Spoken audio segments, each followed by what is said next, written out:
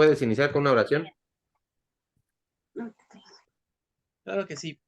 Vamos a orar. Padre bendito, gracias por un día más de vida, gracias porque nos permite, Señor, conectarnos, nos permite, Señor, un tiempo, Padre Celestial, para poder leer tu palabra, Señor, y no solamente ellos, Señor, sino orar los unos por los otros, Señor, y también, Señor, aprender, Señor, más acerca de ti y cómo tú te revelas a través de tu palabra, mi Dios. Señor, te pido que tú seas, Padre Celestial, mostrándonos, Padre Celestial, iluminándonos, Padre Celestial, tus verdades bíblicas a través, Padre Celestial, de este estudio, mi Dios. Te ruego, Señor, que tú seas, Padre Celestial, en cada uno de nosotros, Señor, que nos muestres lo que quieres que aprendamos, Padre Celestial, que sea claro para nuestras vidas, Señor, y que podamos, que todo este conocimiento, Señor, no solamente sea conocimiento, Señor, sino que siga forjando, Señor, en la madurez espiritual de cada uno de mis hermanos, Señor. Sé con mi hermano Edwin, Señor, a impartir esta clase, Padre bendito, y que tu nombre esté glorificado. En el nombre de tu Hijo amado Jesucristo. Amén. Amén. Amén, amén. Voy a compartirles la pantalla, vamos a continuar con nuestro estudio de doctrinas, la doctrina de la salvación. En este caso estamos viendo su teología y hemos definido puntos importantes. La última clase explicábamos el tema de nuestra posición y nuestra condición, ¿no? Y lo profundizamos y creo que nos dejó muy claro el profundizarlo porque podemos entender quiénes somos en el momento que creemos en Cristo, pero en el momento conforme vamos creciendo, bueno, nuestra condición va pareciéndose más hacia lo que ya somos en Cristo, ¿no?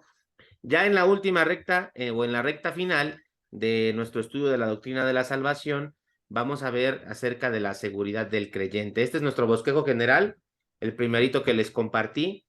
Y a ver, Pati, ¿me puedes ayudarlo a leer qué dice ahí en pantalla? ¿Desde la A? Sí, la seguridad del creyente. Ok. La pregunta, ¿puede un verdadero creyente perder alguna vez, es que me estorba tantito, su Ahí está.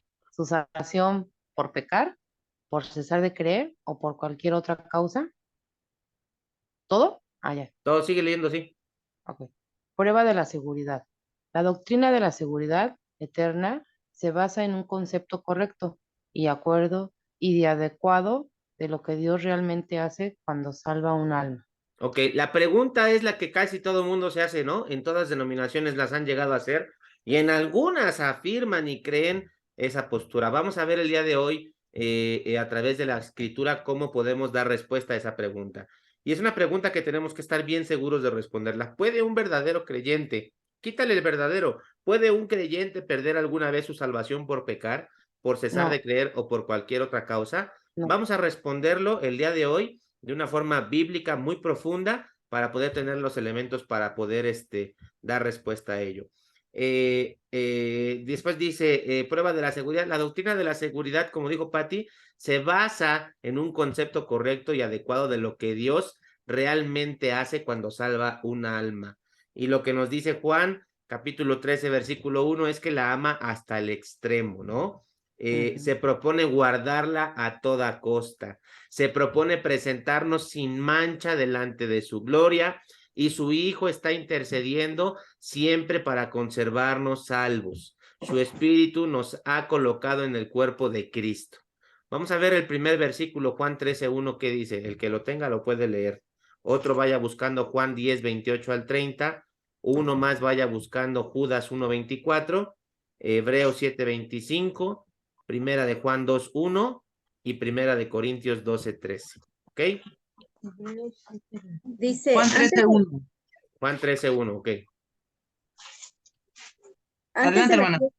Antes de la fiesta de la Pascua, sabiendo Jesús que su hora había llegado para que pasase de este mundo al Padre, como había amado a los suyos que estaban en el mundo, los amó hasta el fin.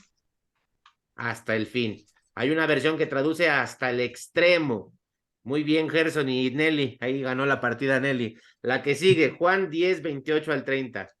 Yo, ¿Ok?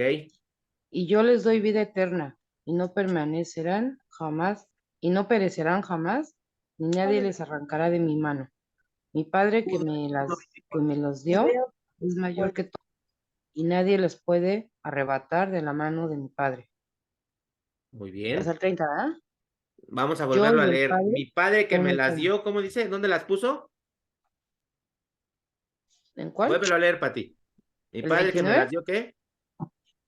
En su Es mano. mayor que todos y nadie les puede arrebatar de la Un mano de versículo mi Padre. anterior, el 29, ¿qué dice? Ese, así, ese era. Mi Padre que me las dio es mayor que todos y nadie las puede arrebatar de la mano de mi Padre. Yo soy el Padre, yo y el Padre uno somos. Ok, mi padre me las dio, la puso en mi mano, ¿no? Algo así más o menos dice así. Ujú. Y nadie las puede arrebatar. Aquí dice el padre, es la mano de Jesús, la mano del padre, y nadie las puede arrebatar de mi mano. Quédense con esa figura en sus mentes, ¿verdad? Mi padre que me las dio, el padre se las da aquí. Y luego nadie las puede arrebatar de la mano de mi padre, ¿ok? Judas 1:24, ¿qué dice? Yo, y aquel que es poderoso para guardaros sin caída y presentarnos sin mancha delante de su gloria con gran alegría. Y aquel que es poderoso, ¿para qué? Y aquel que es para sin caída y presentaros sin mancha Ok. delante de su gloria con gran alegría. Hebreos 7:25. Por lo cual puede también salvar perpetuamente a los que por él se acercan a Dios, viviendo siempre para interceder por ellos. Se refiere a Jesucristo. Y primera de Juan 2:1, ¿qué dice?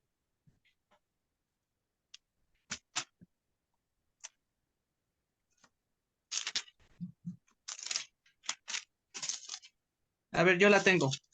Ajá. Primera de Juan, hijitos míos, estas cosas os escribo para que no pequéis. Y si alguno hubiere pecado, abogado tenemos para con el Padre a Jesucristo el justo. Es el Amén. ministerio de Jesucristo actualmente. Está intercediendo por nosotros delante del Padre. Y el último versículo, primera de Corintios 12:13. Yo, porque solo uno, porque por uno solo espíritu fuimos todos bautizados en un cuerpo, sean judíos o griegos, sean esclavos o libres, y y todos se nos dio a beber de un mismo espíritu. Amén. El Espíritu de Dios, el Espíritu Santo, el Espíritu de Jesucristo, ¿verdad? Nos colocó en el cuerpo de Jesús. Amén. Amén. Son unas de las pruebas. Estamos viendo 5 versículos, pero voy a profundizar más en alguno de ellos más adelante, del por qué la seguridad descansa en Dios, no en lo que nosotros nos podamos sentir o cómo podamos nosotros amanecer mañana. Otro versículo conocido, Juan 5:24, ¿no? El que más yo enseño. De cierto os digo, el que oye mi palabra y crea al que me envió, tiene vida eterna y no vendrá condenación, mas ha pasado de muerte a vida, ¿no? Ya tiene la vida el que escuchó y creyó. Amén. Amén. Amén.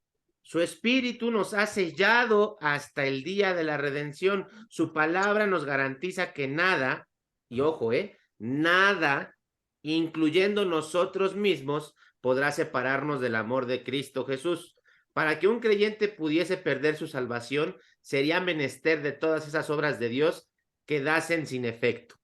Y la Biblia no nos dice en ningún lugar que eso sea posible. O sea que para que tú y yo podamos perder nuestra salvación, Dios tendría que obrar en eso, porque la Biblia no enseña eso, ¿ok? Es algo imposible, no hay manera. Es que no me siento salvo hoy, híjole, lo siento. No depende de cómo te sientas, depende de lo que Dios hizo por ti. El tema descansa en quién estás confiando o en quién confiaste para tu salvación. Y ese en qué o en quién, pues es la persona de Cristo. Por eso la importancia de la predicación del Evangelio en una forma clara y sencilla. Ahora, hay porciones en las escrituras que nos causan problemas o que se han intentado justificar o que muchas denominaciones utilizan para contrarrestar la doctrina de la seguridad de la salvación. Unos cuantos versículos son estos que pongo ahí. Hebreos 6:4-6. ¿Qué dice? Uno busca Hebreos 6:4. Porque Ajá. yo lo tengo. Porque es imposible que los que una vez fueron iluminados y gustaron del don celestial y fueron hechos partícipes del Espíritu Santo y asimismo gustaron de la buena palabra de Dios y los poderes del siglo venidero y recayeron, sean otra vez renovados para arrepentimiento, crucificando de nuevo para sí mismos al Hijo de Dios y exponiéndole a vituperio. ¿Ya ve cómo sí se pierde la salvación? ¿Ya ve cómo sí se puede? Pues no, hermanos. Interpretar ese texto aisladamente de todo el contexto de Hebreos es lo que llamamos en teología una herejía, ¿no? Y es una eisegesis, es darle el significado que yo quiero. Si ese versículo enseñase que alguien puede perder la salvación, entonces también enseñaría que uno no puede ser salvo por segunda vez, ¿no? Porque ¿cuál es la justificación de la fe y salvación? No, tienes que aceptar a Cristo otra vez, ¿no? Porque si no, como la perdiste, te vas al infierno. No, hermanos, no, eso no enseña. Hebreos se dirige a creyentes. Y Hebreos en esta parte está hablando a aquellos que aparentaron, y vamos a hablar de eso más adelante, ser creyentes, pero que nunca lo fueron. No es que hayan perdido algo, nunca lo tuvieron, ¿verdad? Juan 15:6, ¿qué dice? Ese es muy conocido, es la parábola de la higuera y la vid, de la vid y los pámpanos, perdón.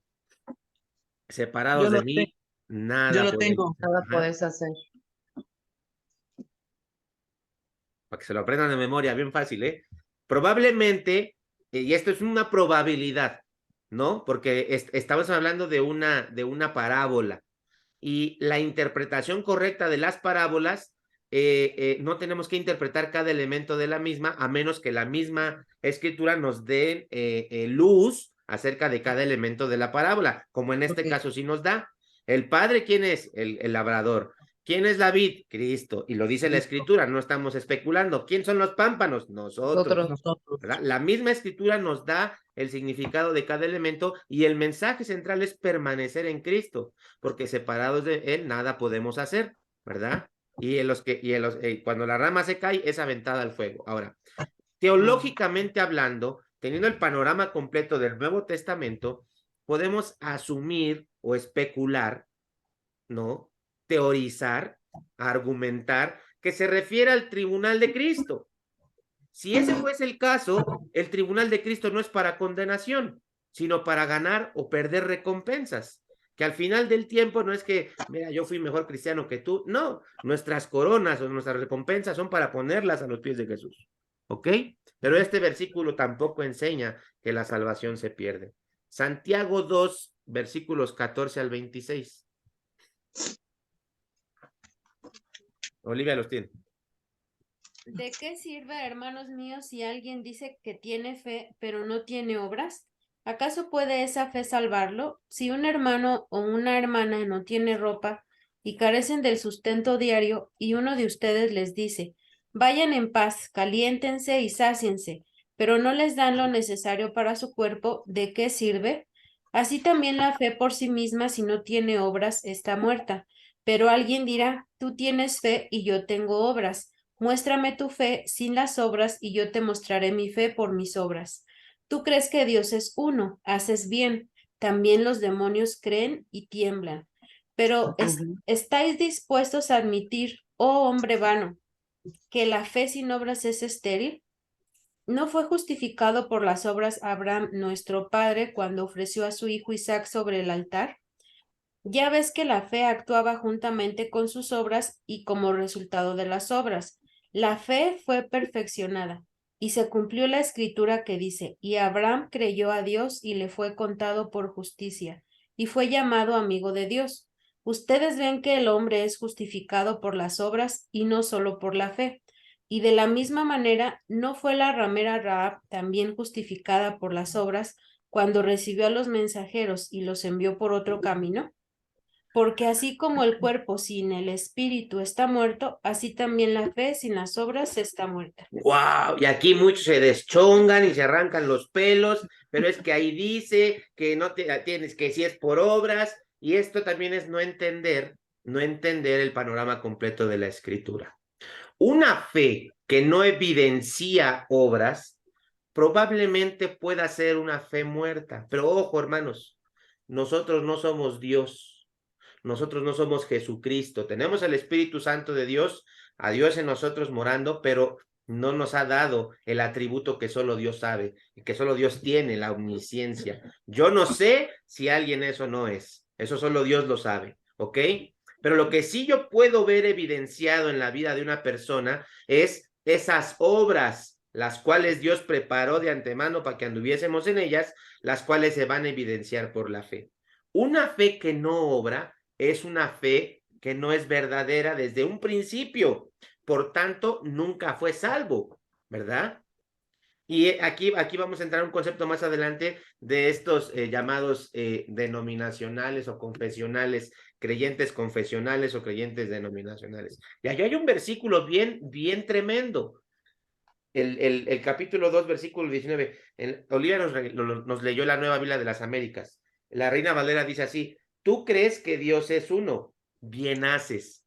Los demonios también lo creen y tiemblan. Mucha gente en el mundo cree en Dios y no son salvos. Creer en Dios no salva a nadie.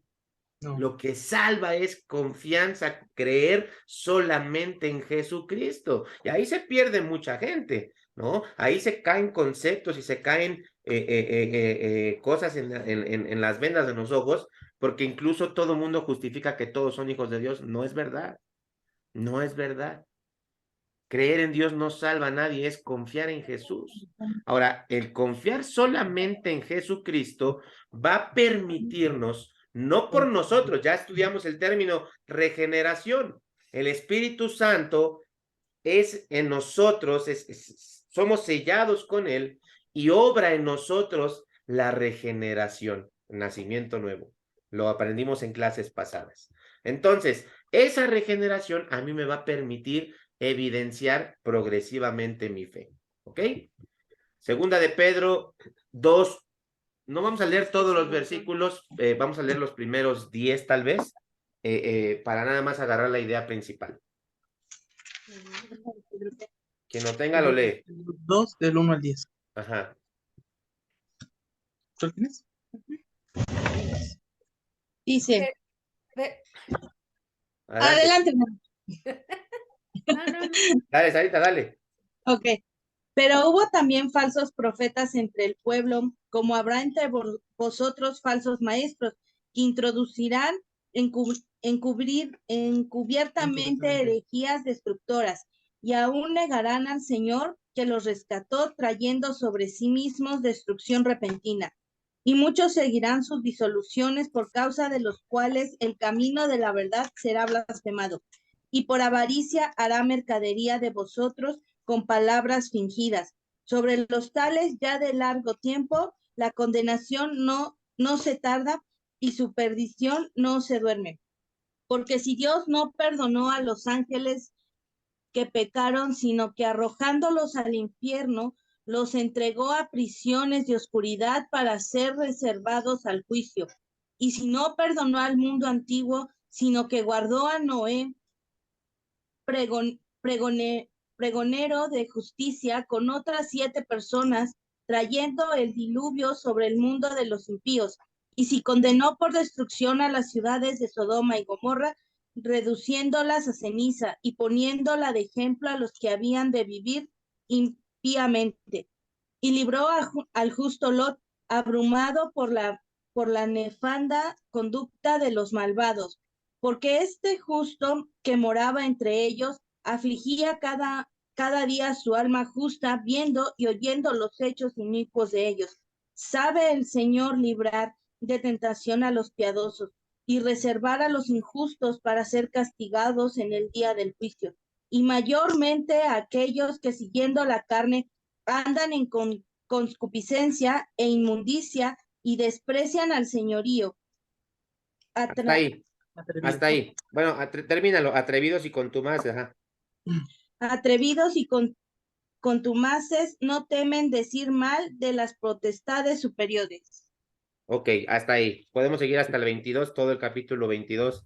Que todo el capítulo 2 de Segunda de Pedro tiene un paralelismo con Judas, y en ambos libros, en ambas referencias, se están refiriendo a los falsos maestros, quienes a los ojos de Judas, hay más claridad, no eran creyentes verdaderos. ¿Cómo es eso? O sea, ¿fueron y después no fueron? Hermano, la respuesta es nunca fueron. Nunca fueron. Nunca fueron. Pudieron haber memorizado Biblia, pudieron haber estado ahí presentes, pero nunca fueron regenerados, porque nunca confiaron solamente en Jesucristo. Pudieron haber hecho una oración, pudieron haber dicho audiblemente, pero estaban confiando en Cristo y en ellos mismos. Al final del día, por eso apostataron de la fe. Hay un versículo bien radical, pocas veces lo enseño, porque cuando no hay madurez, se le restriegan la cara a muchas personas, pero voy a apelar a la madurez que estamos teniendo en estos estudios y lo voy a compartir. Segunda de Juan 2:9 dice así: cualquiera que se extravía y no persevera en la doctrina de Cristo, no tiene a Dios. El que persevera en la doctrina de Cristo, este sí tiene al Padre y al Hijo. Ay, qué fuerte, hay que sacarlo de la Biblia, ¿no? ¿Qué pasa con aquellos hermanos que se fueron? Bueno, es un tema una línea muy delgada que más adelante yo platicaré con ustedes. Pero lo importante es que la salvación descansa en alguien, Cristo. Y si hay apostasía, si hay falsos maestros que nos quieren desviar de la fe, no es que fueron y después ya no son. Nunca fueron cristianos, nunca fueron creyentes, nunca fueron regenerados. Hay otro versículo en Juan que dice que andaban con nosotros, pero no eran de nosotros, sino que salieron de nosotros para demostrar que no todos, estoy parafraseando primera de Juan capítulo 4, que no todos eran de nosotros, ¿verdad? Y evidenciar pues que el espíritu del anticristo ya estaba entre nosotros. Siguiente versículo, Mateo 24:13. Interesantísimo este versículo. ¿Qué dice, Pati? Mas el que persevere hasta el fin, este será salvo. ¿Hasta el fin de qué? Y ya vamos a estudiar más adelante la doctrina de la escatología. No es una doctrina fundamental, es una doctrina general. Pero el no tener una correcta posición doctrinal nos lleva a justificar la pérdida de la salvación en perseverar hasta el fin. Y aquí se está refiriendo Jesucristo, es un discurso, es su último sermón que da en el Monte de los Olivos, y es un discurso apocalíptico, es un discurso de las cosas que habían de venir, no cosas que ya estaban sucediendo, sino cosas futuras. Y bueno, no voy a profundizar mucho, está refiriéndose a la gran tribulación en la cual la iglesia no va a estar, ¿ok? Condiciones para la salvación. La salvación está condicionada, ya lo hemos visto, pero lo voy a reafirmar, únicamente por la necesidad de ¿qué? Creer en Jesucristo. Creer que es confiar en Jesucristo. Más de 200 veces, exactamente 222, la fe o el creer es expuesto como la única condición en el Nuevo Testamento para tener vida eterna. ¿Qué dice Juan 1:12? A ver, de memoria. A los que le recibieron, ¿qué? Les dio la potestad de ser hijos llamados. A los que le recibieron, a todos los que le recibieron y creen en su nombre, les dio la potestad de ser hechos hijos de Dios. Andan mal en la memorización de versículos bíblicos. Hechos 16:31, ¿qué dice?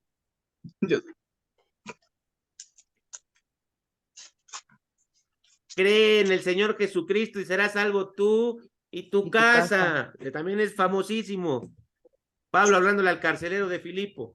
Esta fe, este creer, debe ser puesto en Cristo solamente, como nuestro sustituto personal y único salvador del pecado.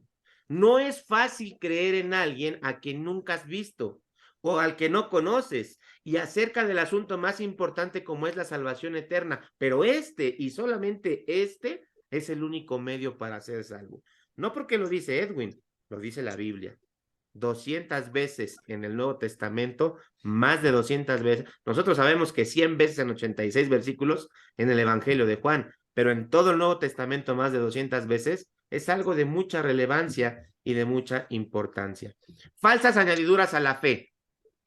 A lo largo de los siglos se han añadido incorrectamente a la fe otros requisitos como los siguientes. El primero de ellos es rendirse al señorío de Cristo.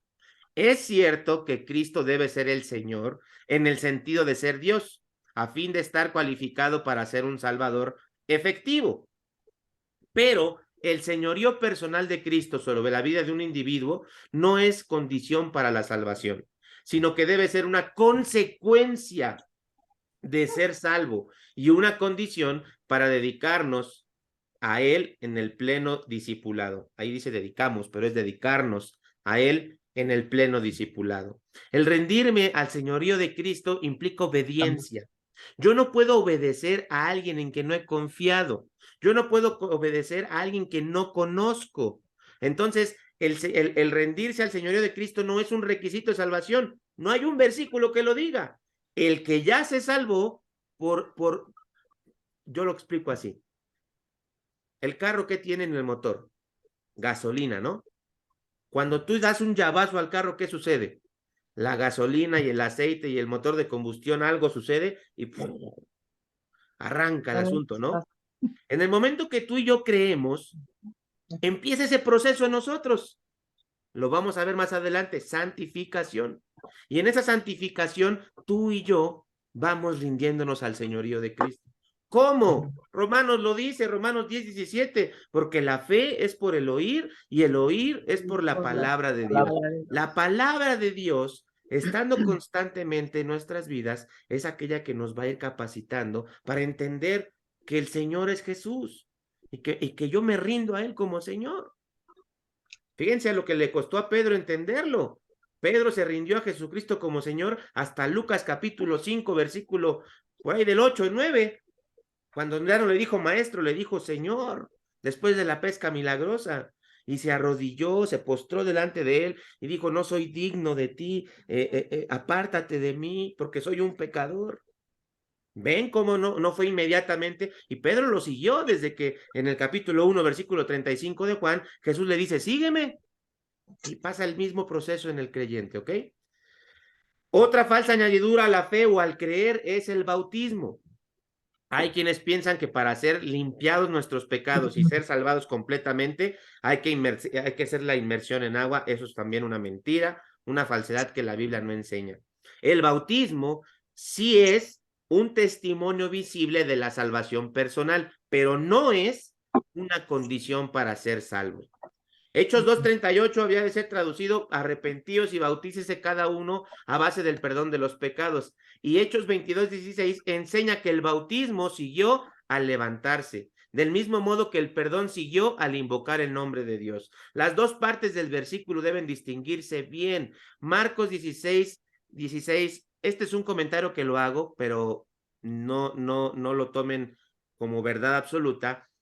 La crítica textual dice que Marcos 16:16 fue añadido manuscritos después, algunos versículos del Evangelio de Marcos, a los antiguos más originales. Y muchas gentes piensan o enseñan o confirman que 16:16 de Marcos no es probablemente una parte genuina del Evangelio de Marcos. Yo no voy a poner en tela de juicio si la Biblia es o no correcta en el Marcos 16:16, pero lo que sí entiendo es que para primero, antes de bautizarse, tengo uno que creer.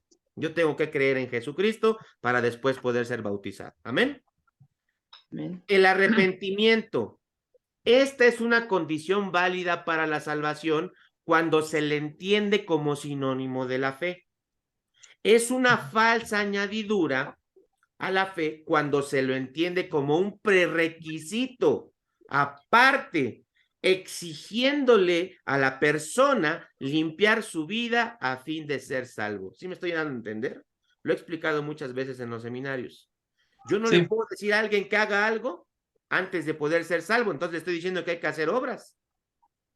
Cuando la persona cree que Jesucristo murió y resucitó por él y confía solamente en él para ser salvos, tanto el arrepentimiento como la fe son llevados a cabo.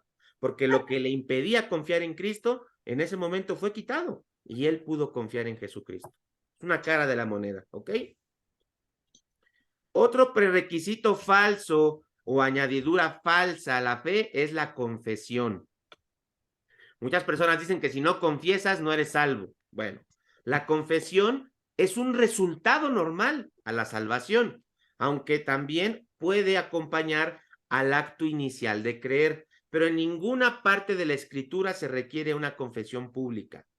En conexión con esto, la oración puede ayudar a remachar, a confirmar la decisión que el no creyente, ahora nuevo creyente, tomó, pero no en sí misma es un requisito para salvación. Preguntas hasta aquí. No, por acá no. Ok. No, Bueno, vamos a lo totalmente. profundo entonces. Esto es lo que les mandé en el archivo y en el grupo de WhatsApp. Ayúdame a leer eso, Nelly, ¿puedes verlo bien?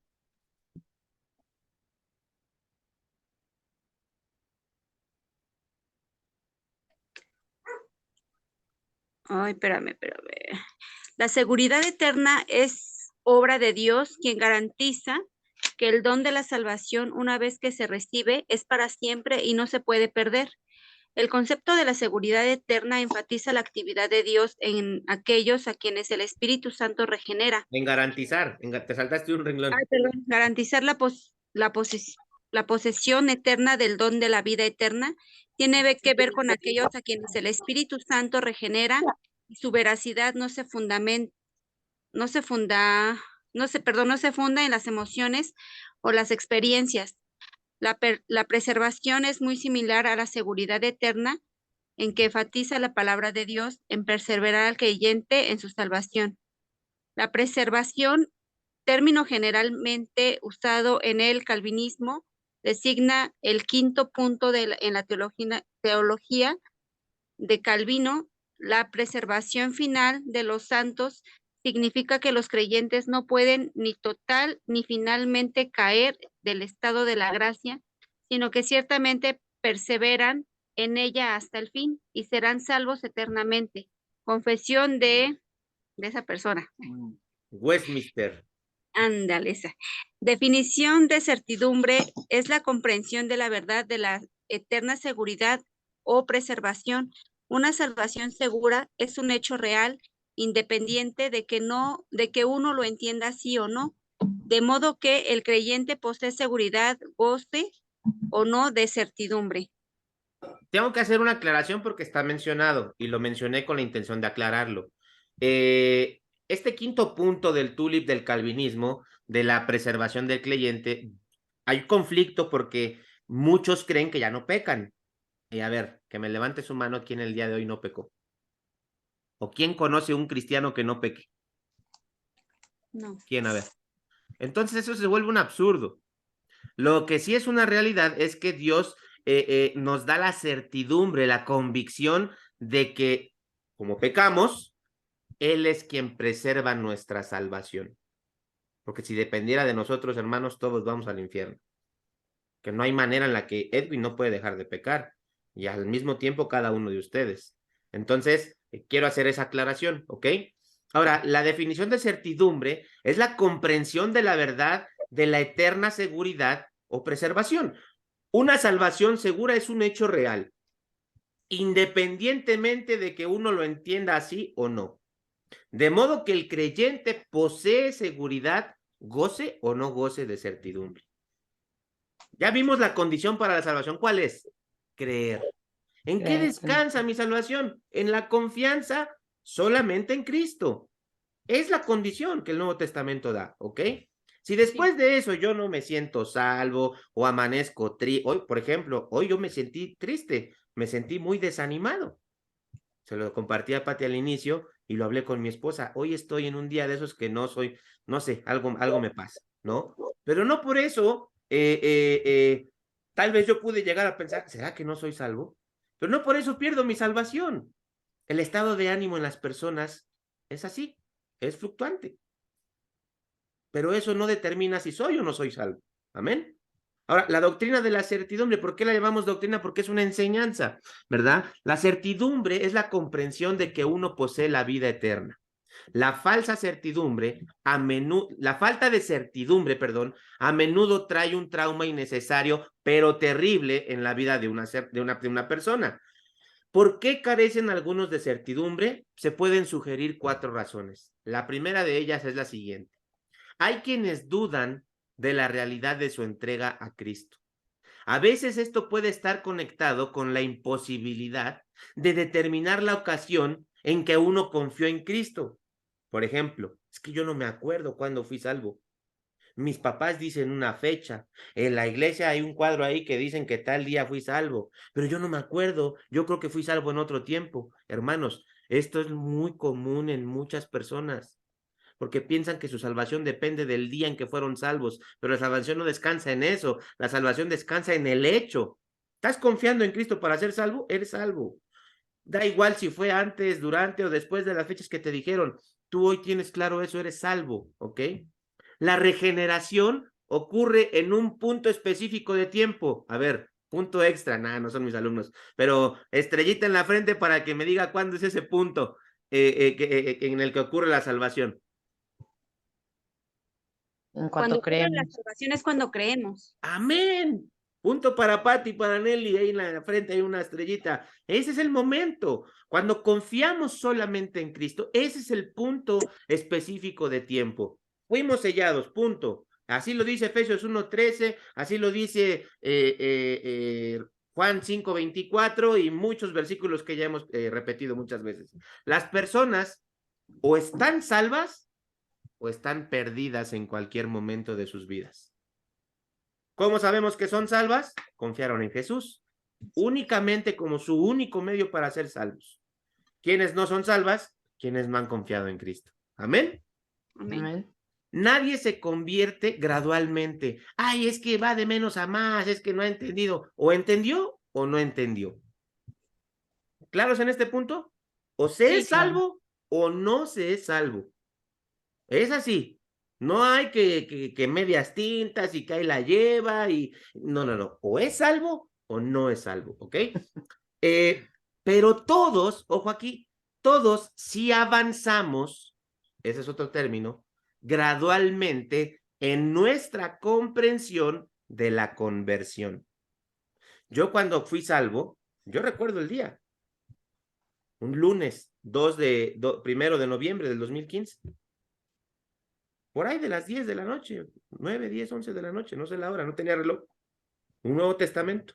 Entendí que era un pecador. Entendí que Cristo murió y resucitó por mí. Y entendí que solamente por medio de la fe podía tener vida eterna.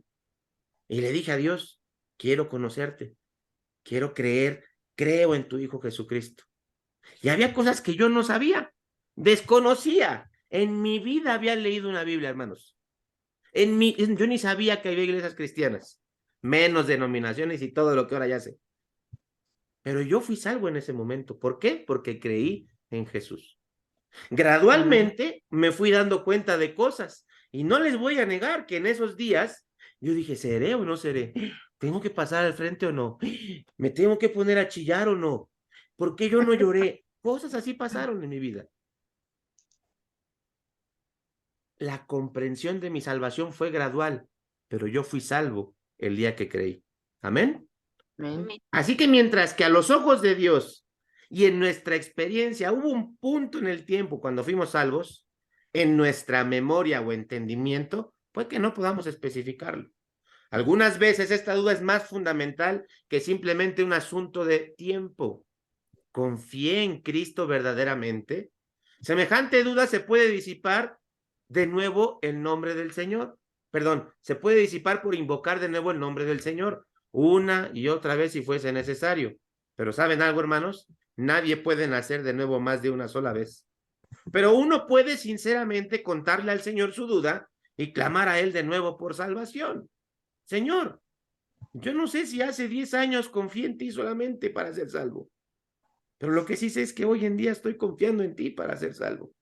Gracias por la salvación que tengo en Cristo Jesús. Amén. Punto. Amén.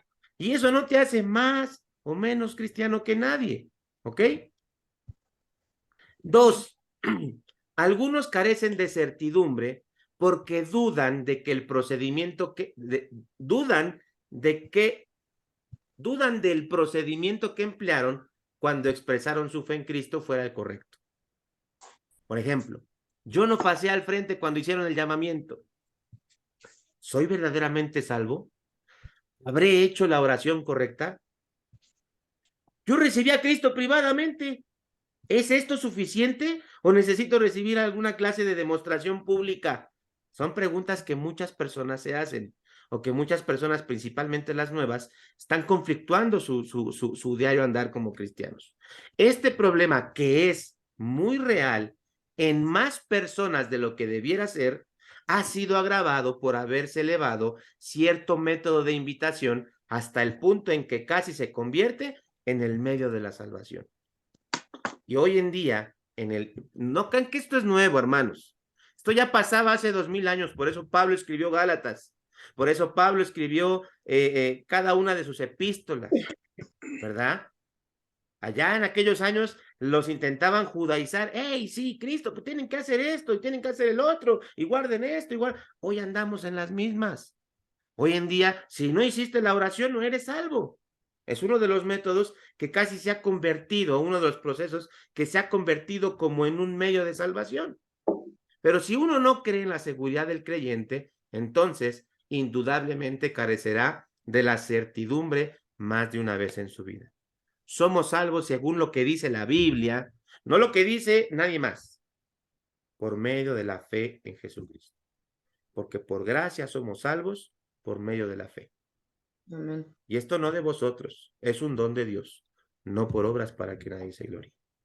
No dice que por medio de la fe y esto, o por medio de la fe y lo otro, y por medio de la fe y hacer esto. No. Somos salvos por medio de la fe.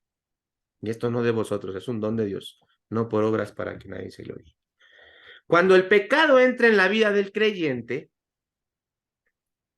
¿sí o no entra el pecado? A ver, seamos honestos. Entra el pecado. Y cuando es especialmente un pecado serio, entonces la duda acompaña tal experiencia. La seguridad no concede, la seguridad de salvación no concede una licencia para pecar. Pero para tener la certidumbre necesitamos darnos cuenta de que todos los cristianos pecan, todos, ¿ok? Y que el pecado no hace que perdamos nuestra salvación. La experiencia cristiana no incluye la erradicación del pecado, porque todos ofendemos en muchas cosas, dice Santiago 3:2. Esto no es una excusa para el pecado, porque el creyente debe crecer en santidad, pero la experiencia del pecado no hace que perdamos la salvación. Ahora, tenemos razones para la seguridad eterna.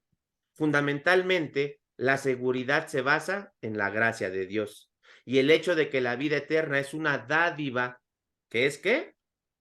Eterna.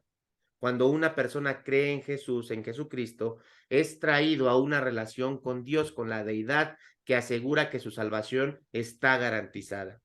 Por supuesto, esto solamente es verdad en cuanto a las personas que han nacido de nuevo, que han sido regeneradas por el Espíritu Santo, ¿por medio de qué? De creer solamente en Jesucristo como su único medio para ser salvos, ¿ok? Hay quienes profesan, pero no poseen vida. Algunas veces podemos hacer un juicio razonablemente seguro tocante a si un individuo solamente profesa sin realmente tener o poseer la vida eterna. En otros casos no nos es posible, pero la salvación de la persona regenerada es segura debido a la relación con Dios que ésta tiene por la fe. Y veamos algunas de las razones relacionadas con el Padre. En primer lugar, su propósito. Dios se propuso glorificar al mismo grupo que él predestinó, llamó y justificó. ¿Qué dice el Romanos 8:30? Alguien búsquelo así muy rápidamente. Y a los que predestinó, a estos también llamó, y a los que llamó, a estos también justificó, y a los que justificó, a estos también glorificó. Esta Amén. declaración audaz sería imposible de hacerse si cualquiera de aquel grupo a los que justificó pudieran perder su salvación, porque de ser así, a los que él justificó no serían el mismo número de los que él glorificó, como que ya no darían las sumas, ¿no? Como que justificó a muchos, pero a la hora de la glorificada ya no llegaron todos. Ah, ¿ven por qué es importantísimo estudiar la Biblia y pedirle a Dios que nos pueda dar ese entendimiento claro? Y ojo, esta predestinación, le he hablado muchas veces, es en la iglesia, en Cristo Jesús, ¿verdad? Ahí fuimos predestinados. ¿Cómo formamos parte de la iglesia? Creyendo en Jesús. ¿Amén? Amén. Ok. Entonces, de ser así, a los que él justificó no serán el mismo número de los que él glorificó, pero el texto dice que serán los mismos. ¿Ok? Segundo lugar, de las razones relacionadas con el Padre para esta seguridad de salvación. su poder. ¿De qué tamaño es el poder de Dios, hermanos? Infinito. Inmenso. ¿Cuán grande es para ustedes? Es el todopoderoso. ¿Hay algo más grande que Él? No. No. Pero a veces vivimos a la luz de que sí. Hoy me pasó a mí, anduve yo deprimidón, tengo que ser honesto. Esta semana estoy confesando mis pecados. Su poder. La mayoría estaría de acuerdo en que el poder de Dios puede guardar al creyente. Y así es, como lo dice Primera de Pedro 1:5 y Judas 24. Pero algunos sostienen que puede ser anulado por una persona que renuncia a su fe. Pero el Señor dijo que estamos seguros en su mano. ¿Se acuerdan del versículo que leyó Pati en el Juan 10:28, verdad? Dios las puso en las manos de Jesús, ¿verdad? Están en la mano de Jesús. Y después dice que de la mano de su Padre no me pueden sacar, ¿verdad? Nadie. O sea, estamos en la mano de Jesús y en la mano del Padre. Es imposible. Es imposible. Porque lo dice la Escritura, pero si lo hacemos, no se puede. ¿Ok? Ahora bien, ese nadie significa ¿qué? Nadie. Nadie. Incluyendo yo, incluyéndome a mí mismo. Ni yo mismo. La promesa no dice que nadie excepto uno mismo. No dice así, ¿verdad? No. ¿Qué dice? Yo les doy vida eterna y jamás perecerán. Y nadie las arrebatará de mi mano. A ver, es la mano de Jesús. Mi Padre que me las dio es mayor que todos. Y nadie las puede arrebatar de la mano de mi Padre. Yo y el Padre somos uno. A ver, Uno solo. No ahí solo. dice nadie. No, pero uno mismo sí. Nadie. No dice nadie excepto tú. ¿Qué dice? Nadie. Nadie. Nadie.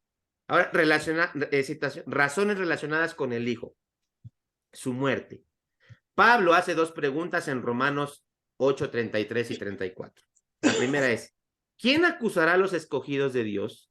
Y la segunda, ¿quién los condenará? Y él mismo responde, su respuesta de que nadie puede hacerlo se fundamenta ¿en qué? En la muerte, la resurrección, la intercesión y la abogacía de Cristo. Si algún pecado pudiera deshacer la salvación de un creyente, y si, de hecho, éste puede perder esa salvación, entonces la muerte de Cristo no pagó por ese pecado. Pero sí lo hizo, afirma Pablo. Mano Malchán, me gustó su voz. Léame del 31 hasta que acaba el 37. Romanos 8, Ajá. del 31 Ya al leyó el 30. 30, ahora el 31 hasta el 37, porque me fascina esa parte de la escritura. 31. ¿Qué pues diremos a esto? Si Dios es por nosotros, ¿quién contra nosotros? El que no escatimó ni a su propio Hijo, sino que le entregó por todos nosotros, ¿cómo no nos dará también con él todas las cosas? ¿Quién acusará a los escogidos de Dios? Dios es el que justifica. ¿Quién es el que condenará? Cristo es el que murió, más aún el que también resucitó, el que además está a la diestra de Dios, el que también intercede por nosotros. ¿Quién nos separará del amor de Cristo? ¿Tribulación o angustia, persecución o hambre, o desnudez, o peligro, o espada? Como está escrito, por causa de ti somos muertos todo el tiempo. Somos contados como ovejas de matadero. Antes, en todas estas cosas somos más que vencedores por medio de aquel que nos amó. Por lo cual estoy seguro que ni la muerte, ni la vida, ni ángeles, ni principados, ni potestades, ni lo presente, ni lo porvenir, ni lo alto, ni lo profundo, ni ninguna otra cosa creada nos podrá separar del amor de Dios, que es en Cristo Jesús, Señor nuestro. Amén. Amén. Por si por ahí se le olvidaba algo a Pablo, dijo, ni ninguna otra cosa creada. Amén. Qué belleza la escritura, ¿no? Qué certeza, qué seguridad nos da eso. Nuestro Señor mismo también lo declaró. Él declaró que él no perdería nada de lo que el Padre le diere. Dice Juan 6, 39 y 40, y esta es la voluntad del que me envió, que de todo lo que Él me ha dado yo no pierda nada, sino que lo resucite en el día final. Porque esta es la voluntad de mi Padre, que todo aquel que ve al Hijo y cree en Él, tenga vida eterna. Y yo Amén. mismo lo resucitaré en el día final. Día postrero, la Reina Valera. Descansa en la obra perfecta de Jesús. Todos los que creen en Jesucristo vamos a ser resucitados en el día postrero. No todos los que creen y perseveran, todos los que creen. Amén. Amén. Ahora, porque creo, persevero, pero no persevero para creer, o no persevero y creo para ser salvo. Amén. Amén. Ok. Sus oraciones.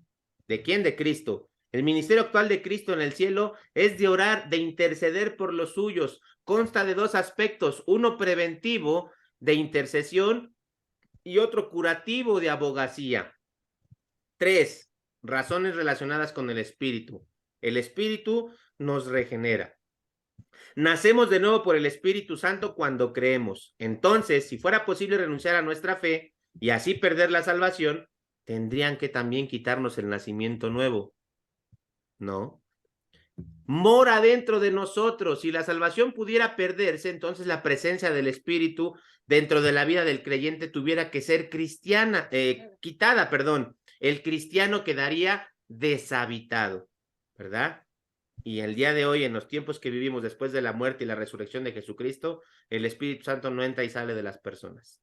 Queda y hace habitación dentro de ellas. ¿Amén? Porque Amén. se funde en uno solo con nuestro espíritu. ¿Amén? Amén. Amén. Ok. Bautiza. Y aquí el término bautizar es unir. ¿Ok? El Espíritu Santo une al creyente al cuerpo de Cristo cuando él cree, cuando el creyente cree. Primera de Corintios 12:12 lo confirma. Por tanto, si la salvación se perdiera, el cristiano tendría que ser separado, mutilado del cuerpo de Cristo. Y eso no aplica tampoco, hermanos. Sella. El Espíritu Santo sella al creyente hasta el día de la redención. Efesios 1:13 y Efesios 4:30 nos lo confirman. Si la salvación se puede perder, entonces su sellamiento no sería hasta el día de la redención, sino hasta el día del pecado, apostasía o incredulidad. Por supuesto, las escrituras en ninguna parte dan a entender que un cristiano puede perder el nuevo nacimiento, quedar deshabitado, ser separado del cuerpo de Cristo, mutilando así su cuerpo, o ser dessellado. No sé qué palabra usar ahí, pero como quitar el sello, borrar el sello, ¿no? La salvación es eterna y completamente segura para todo aquel que cree. Ciertamente los creyentes pecan y se les amonesta en contra de profesiones falsas e inmadurez cristiana, pero Dios nunca quita su dádiva de la salvación una vez que se haya recibido. Los creyentes no siempre perseveran en la piedad. Pedro no lo hizo. Gálatas 2:11 nos dice que no lo hizo y Pablo lo puso en su lugar, lo regañó. ¿Cómo te atreves tú, quien fue, voy a usar mis palabras, ¿no? Que fuiste a quien Dios le dio las llaves para los gentiles y para los judíos, te atreves tú a andar de dobles caras ahí con los judíos siendo como judío y con los gentiles comportándote de otra manera? Pablo lo puso en su lugar. Muchos creyentes efesios no lo hicieron. En el tribunal de Cristo habrá algunos creyentes cuyas obras serán quemadas y serán salvos, así como por fuego. Aunque todo creyente producirá algún fruto, es difícil, si no imposible, determinar cuánto o de qué clase cada uno ha de llevarlo, y así juzgar la condición espiritual del individuo. ¿Ok? Algunas objeciones de estas doctrinas. ¿Qué pasa con los apóstatas?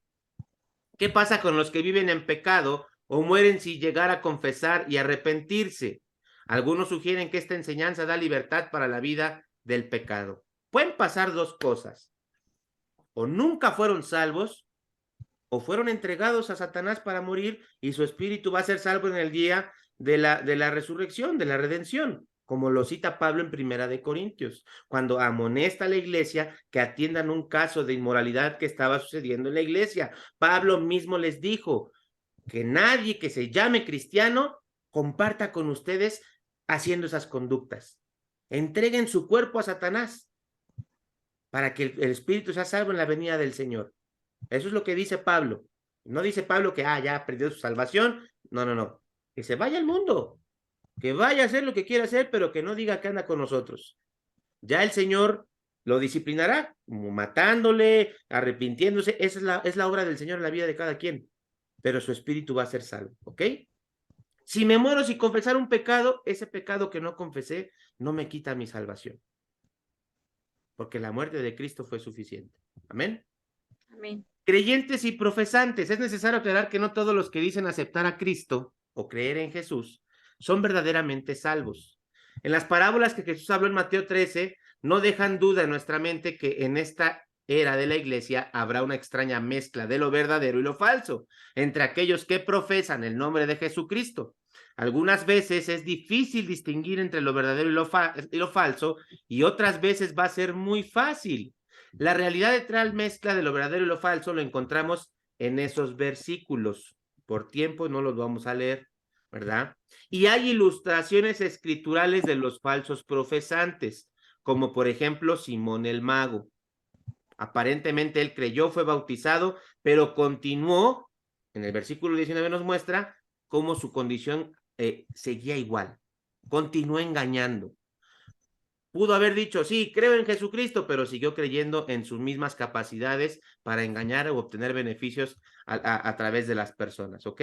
Los anticristos de la época de Juan, que son mencionados en la primera carta de Juan, capítulo 2, ¿qué acusación? Si alguna vez hubiesen nacido de nuevo, ellos volverían. Pero Juan lo dice ahí, estaban con nosotros, pero no eran de nosotros, ¿ok? El hombre con el espíritu inmundo en Mateo 12, en 1 Tesalonicenses 9 también nos hablan un poco acerca de ello. Los discípulos que se volvieron atrás, los falsos profetas que habla Mateo y aquellos que no tienen obras que manifiesten o evidencien su fe. Los casos de Judas Iscariote y Pedro. Judas nunca fue un creyente. Jesús le respondió en Juan 6, 68 al 61, ¿no os he escogido yo a vosotros los 12 y uno de vosotros es del diablo? Pedro nunca dejó de ser un creyente. Lucas 22, del 31 al 32, Juan 6, 68 al 31, nos lo confirman. El Señor dijo, sí, Simón, aquí Satanás os ha pedido, pero yo he rogado por ti para que tu fe no falte. Judas nunca fue salvo, no perdió su salvación. Era del diablo. Y Jesús lo sabía desde el principio. ¿Te imaginas lo que es convivir con alguien que sabes que te va a traicionar? Duro. ¿Cómo lo haría Jesús? Siempre una pregunta que nos hace reflexionar. La separación tiene lugar en la segunda venida. Y esto habla un poco de la escatología. Mateo 13, 28 al 30 es la parábola de las espigas, del trigo y la cizaña. Y dice que en el día postrero sus ángeles van a venir y van a separar. Eso va a ser cuando Jesucristo venga por segunda vez a la tierra. ¿Y quiénes creen que vienen con él? Nosotros. Porque previamente nosotros ya fuimos arrebatados y ya venimos con él para gobernar por 1000 años y para siempre en la eternidad, ¿ok? Eso lo vamos a ver muy a profundidad cuando estudiemos escatología. Ahora, yo creo que lo vamos a dejar aquí porque esto va a llevar más tiempo. Vamos a alargarnos una semana más. ¿Hasta este punto preguntas? No. No. Dice 1 Corintios, versículo 4, versículo 5, dice, por tanto no juzguen antes de tiempo, sino esperen hasta que el Señor venga, el cual sacará a la luz las cosas ocultas en las tinieblas y también pondrá de manifiesto los designios de los corazones. Entonces cada uno recibirá de parte de Dios la alabanza que le corresponda. Eso dice el versículo de 1 Corintios 4, 5. ¿Ninguna pregunta? Ya cubrimos la hora, vamos a dejar para la próxima semana. Bueno, entonces terminamos el día de hoy. Quedamos con una clase pendiente para hablar de la santificación, pero ahí les queda el material para que ustedes lo puedan ir estudiando, leyendo y profundizando también ustedes más. Estos últimos ejemplos que no vimos, los animo a que los vean, a que así como la semana, bueno, cuando tuvimos la clase pasada, les dejé ahí los cuadros para que los compararan, vean las figuras y también puedan entender un poquito más el tema de este último tema que hablamos entre creyentes y profesantes, ¿ok? Voy a parar la grabación y empezamos con las peticiones.